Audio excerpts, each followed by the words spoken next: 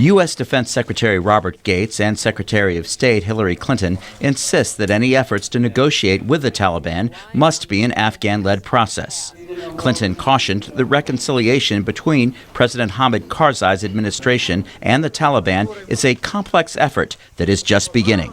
We support what the Afghans are doing. We obviously have sought and obtained transparency, and we have an understanding of their goals and objectives, and they have a very clear understanding of our red lines. Clinton and Gates made clear they are more optimistic about the so-called reintegration process, the effort to lure low-level Taliban fighters off the battlefield using various incentives.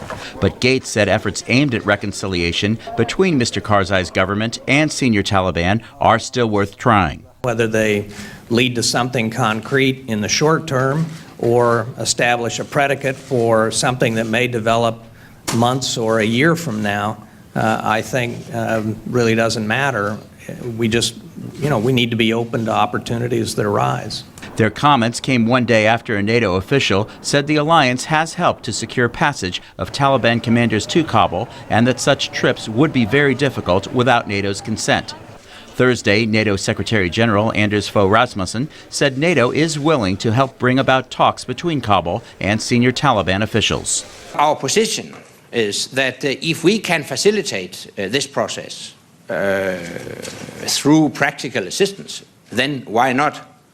I will not go into details on that, but if we get a request and if we can be of practical assistance, we are prepared to do that. However, the NATO chief said the alliance will keep military pressure on the Taliban. U.S. officials insist any peace deal must include agreements by Taliban fighters to renounce al-Qaeda, lay down their weapons, and acknowledge the Afghan constitution.